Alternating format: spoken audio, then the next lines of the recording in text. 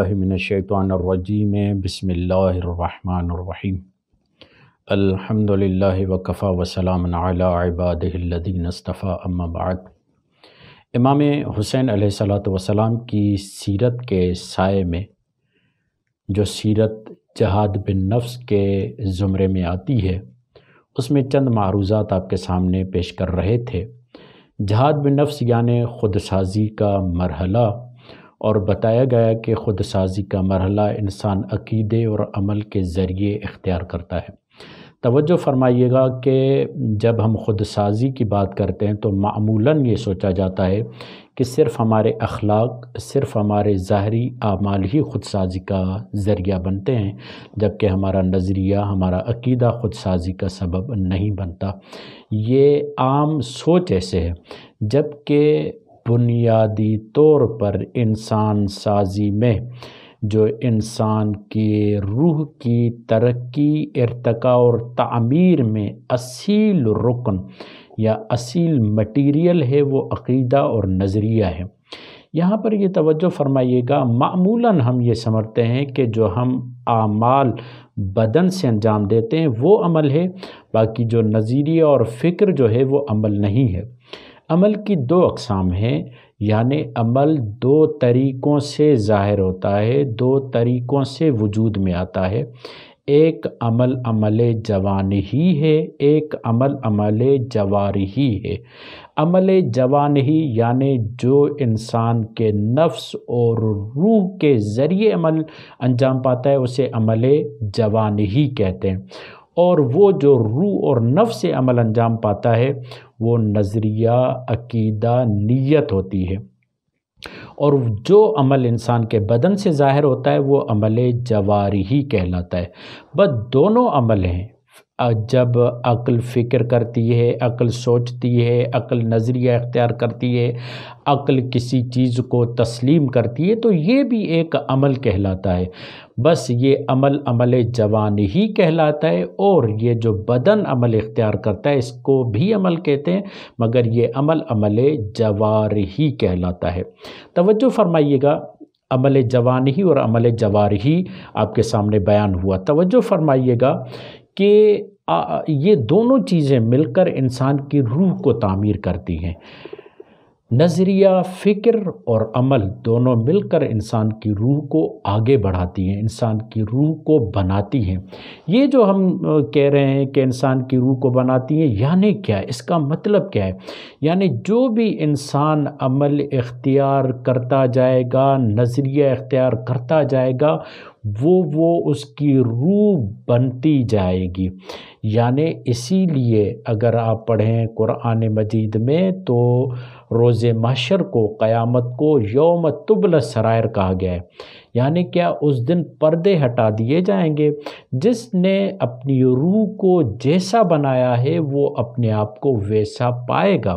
نہ صرف یہ بلکہ وہ آیہ مجیدہ بھی ہے، اذا الوحوش حشرت، جب یہ جانور محشور ہوں گے۔ جانور سے مراد یہ جانور نہیں ہے، یعنی جس نے اپنی روحی صورت جانور والی بنائی ہے تو وہ جانوروں کی صورت میں محشور ہوگا۔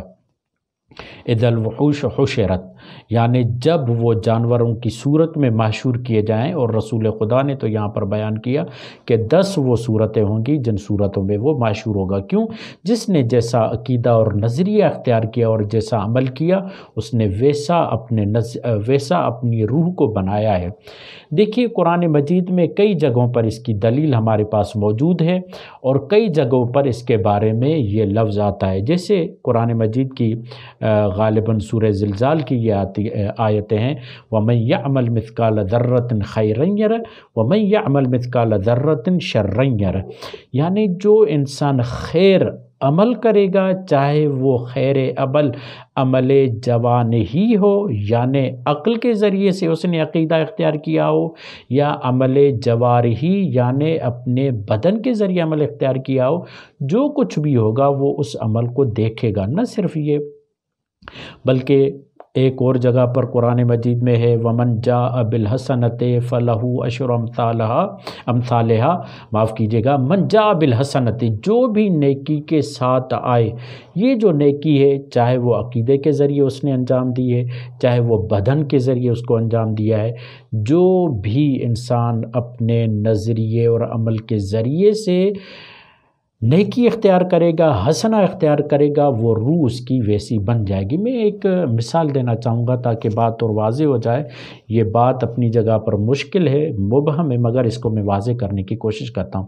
دیکھیے، یہ جو ہم عمل انجام دیتے ہیں، یہ عمل اور اس کی جزا میں جو تعلق ہے وہ اعتباری تعلق نہیں ہے. ایسا نہیں ہے کہ ہم ایک عمل کرتے ہیں اس کی جزا الگ سے ملتی ہے، نہیں، وہ عمل خود اس کی جزا بن جاتی ہے. مثلا پچھلی دفعہ ہم نے یہ مثال دی، اس کو یوں مثال دیتے ہیں، جب ہم پانی پیتے ہیں، یہ پانی پینا ہمارا عمل ہے، اس کی جزا کیا ہے؟ پیاس کا بجھ جانا، تشنگی کا ختم ہو جانا. آیا یہ الگ سے کوئی جزا تھی جس نے آ کر تشنگی کو بجھایا؟ نہیں، یہی عمل پانی پینا، اس نے تشنگی کو بجھایا اور ہمیں حیات دی. اسی طریقے سے ایک اور مثال آپ کے سامنے پیش کروں. توجہ فرمائیں، عمل اور جزا میں جو رابطہ ہے وہ عینیت کا رابطہ ہے. جیسے ہی ہم عمل انجام دیتے ہیں وہ عمل خود جزا بن جاتا ہے. ایسا نہیں ہے کہ الگ سے کوئی چیز آ کر وہ جزا بنتی ہے. اس کی ایک اور دوسری مثال ہے، جب ہم آگ میں ہاتھ ڈالتے ہیں تو یہ ہاتھ ڈالنا عمل ہوتا ہے، فی الفور یہ آگ میرے ہاتھ کو جلاتی ہے، یہ اس کے ساتھ جزا ہوتی ہے. یعنی جزا عمل کے ساتھ جڑی ہوئی ہے. اسی لیے ہم کہتے ہیں کہ آخرت دنیا کے ساتھ جڑی ہوئی ہے. جیسا میں نیک عمل کروں گا آخرت بھی ویسی ہوگی. اور یہاں پر بہت اچھا جملہ کہنے والے نے یہ جملہ کہا ہے کہ ہم یہ تو دعا کرتے ہیں کہ اللہ کرے ہماری موت اچھی آئے، ہم یہ کیوں نہیں دعا کرتے کہ اللہ کرے ہم زندگی اچھے اعمال پر جئیں. یہ بہت اہم ہے. جیسا ہم جیتے ہیں ہماری جزا اور ہمارا نتیجہ بھی ویسا ہی ہوتا ہے. امام حسین علیہ السلام نے خود سازی کی طرف توجہ دلاتے ہوئے اس بات کی طرف توجہ دلائی کہ عقیدہ بھی ضروری ہے، عمل بھی ضروری ہے. ہاں، ان دونوں میں جو فوقیت ہے وہ عقیدے کو ہے. اس کے لیے ایک مثال ہے، عقیدہ زمین کی مانند ہے. اگر کسان کے پاس زمین نہ ہو تو اس زمین کے نہ ہونے کی وجہ سے وہ بیج نہیں بو پائے گا، وہ زراعت نہیں کر پائے گا کہ جس زراعت کے نتیجے میں وہ کاشتکاری کرے اور فصل کا نتیجہ حاصل کر سکے. بس عقیدہ اور نظریہ وہ زمین ہے جس پر انسان بدنی اعمال کے ذریعے اس نتیجے کو حاصل کرتا ہے، اس فصل کو حاصل کرتا ہے، اس ثمرے کو حاصل کرتا ہے.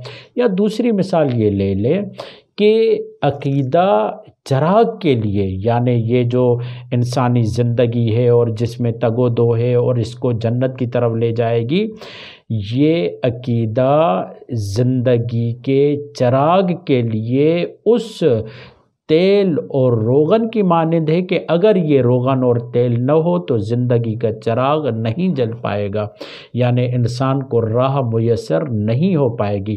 اگر اس انسان کو راہ ملنی ہے تو اس عقیدے اور نظریے کے ذریعے ملنی ہے. یہاں پر ہم آگے بڑھتے ہیں اور اس بات کی طرف توجہ دلاتے ہیں کہ عقیدے اور نظریے کا آپس میں گہرا تعلق ہے، اور اتنا گہرا تعلق ہے کہ اسی لیے روایات میں، قرآن مجید میں معصومین علیہ السلام نے، امام حسین علیہ السلام نے، سب نے یہی کہا کہ عقیدے کے ساتھ عمل کا ہونا بھی ضروری ہے.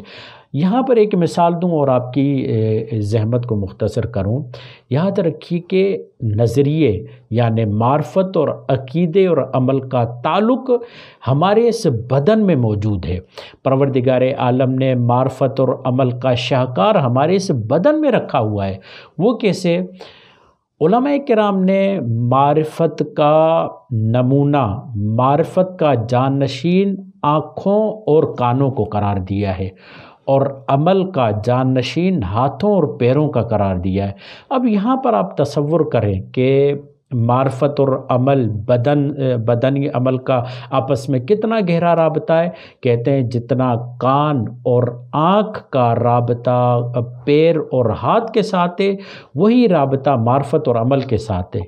کیسے؟ دیکھیں، ایک انسان جو دیکھتا اور سنتا ہے، آیا اس کا صرف دیکھنا اور سننا کافی ہے یا نہیں؟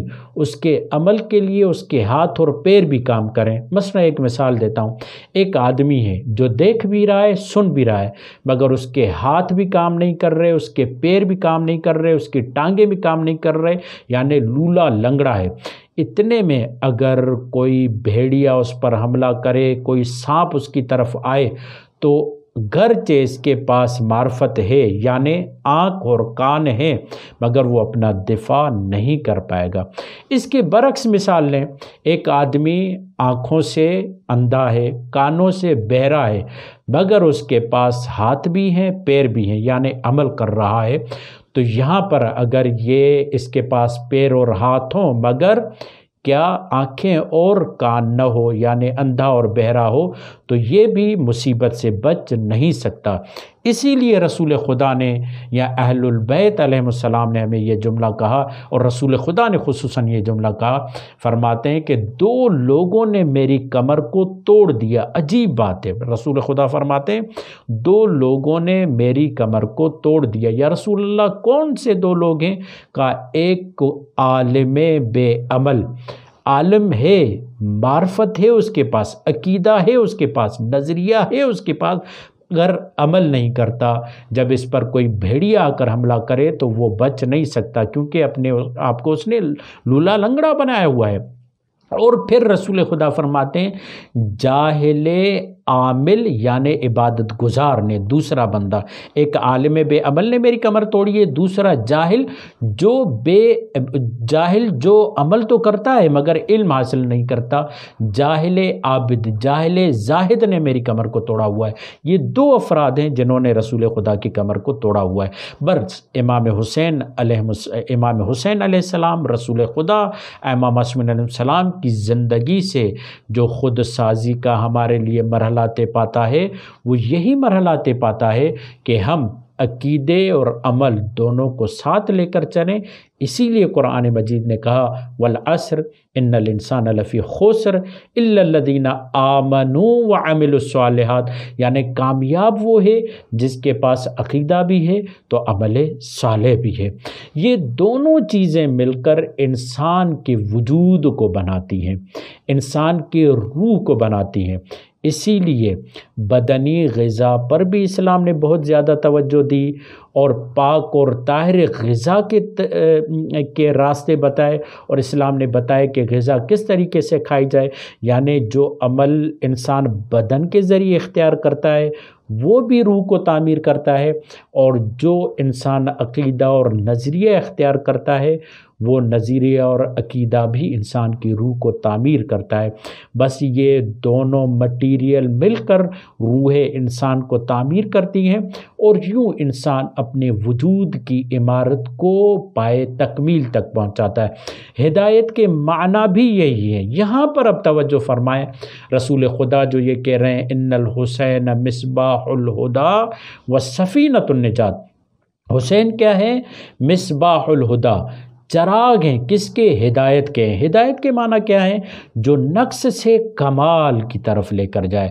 جب انسان اس دنیا میں آتا ہے خلق الانسان ضعیفا، بہت ہی ضعیف حالت میں ہوتا ہے، بقول حضرت ملا صدرہ رحمۃ اللہ تعالی علیہ کہ یہ انسان جسمانیت الحدوث روحانیت البقا ہے، یعنی جب یہ شروع میں اس دنیا میں آتا ہے تو اس کی روح بہت کمزور ہوتی ہے، جیسے جیسے یہ پروان چڑھتا جاتا ہے عقیدے اور عمل کے ذریعے اپنی روح کو بناتا جاتا ہے۔ بس ہدایت یعنی نقص سے کمال کی طرف لے کر آنا، یعنی امام حسین وہ چراغ ہیں جس کے سائے میں انسان اپنے نقائص دور کر کے اپنی روح کو پروان چڑھاتا ہے، اور اتنا پروان چڑھا دیتا ہے کہ اب اس روح کو اس پنجرے میں رہنے کی کوئی ضرورت نہیں ہوتی، کیونکہ یہ بدن میں آیا اس لیے ہے، روح اس لیے آئی ہے تاکہ اپنے آپ کو پروان چڑھائے۔ جب یہ اپنے آپ کو پروان چڑھا چکا ہوتا ہے، پھر امام حسین اسی روح کے لیے کہتے ہیں واللہ انک حر فی الدنیا والآخرہ، اے حر، خدا کی قسم تم حر ہو، آزاد ہو، ان دنیا کے تقاضاؤں سے، ان بدن کے پنجروں سے اور ان بدن کے محدودے سے آزاد ہو۔